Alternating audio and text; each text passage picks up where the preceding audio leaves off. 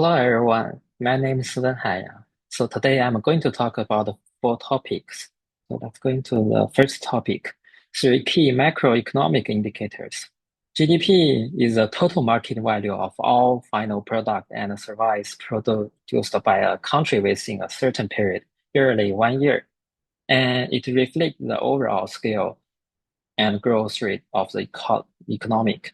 Inflation rate its indicators indicate the average increase in the price level within a certain period.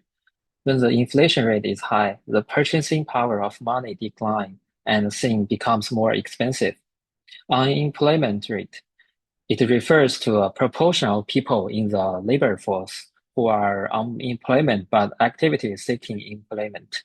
It reflects the health of the job market and economic activities, and the relationship between macroeconomic indicators and the business cycle, all of which change in GDP, inflation rate, and employment rate are precisely the important signal for us to judge the stage of the economic easing. When GDP raises, the economic is the expansion of prosperity period, like enterprises increase production, investment is active, and consumption is strong.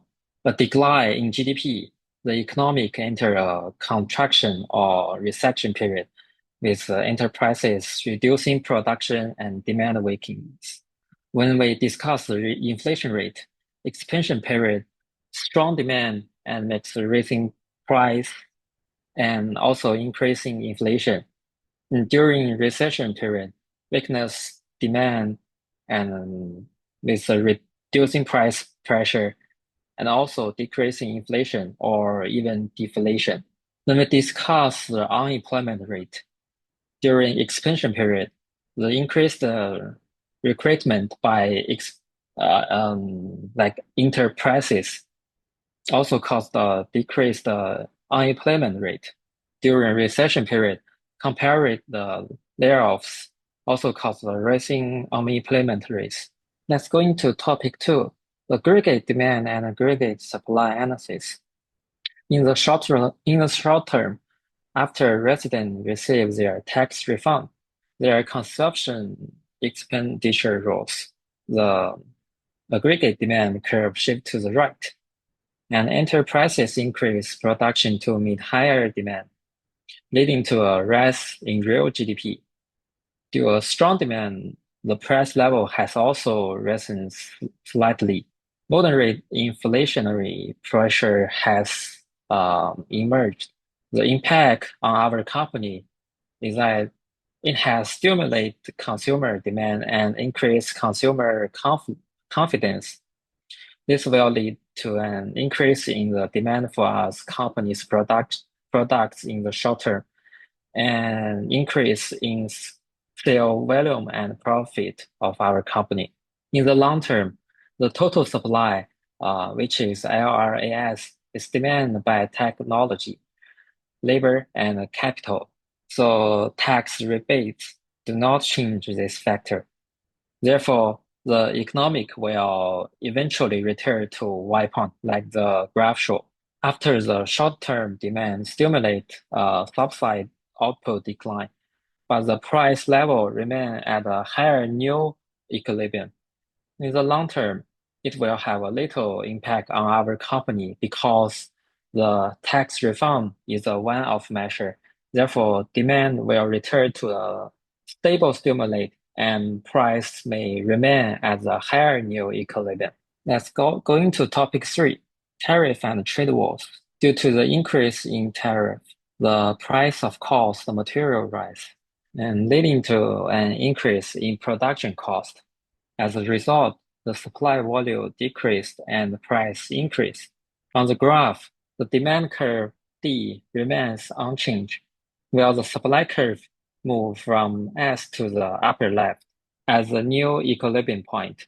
The price is higher and the quantity is lower. The benefit from these are the government will profit from tariff. and the profit of domestic part manufacturers have increased as the competition has declined. And among them, the one that suffer loser are the cost of our company will raise and profit will decrease. Consumer spend on shopping will increase, and the efficiency of the economy market will decline. Overseas suppliers' orders will decrease as tariffs are reduced, and so will their profit. In the short-term impact, it's always about the several weeks or several quarters. The selling price will be increased. Manufacturers, particular or fully pass on tariff cost. The sales volume will be declined. The price-sensitive consumer reduce purchase, and the profit margin will be compressed. Some manufacturers may suffer losses. And in long-term impact, it's always about several years, and competitiveness will be changed if tariff prices makes international competitiveness decline, and export are facing difficulties about the supply chain restructuring.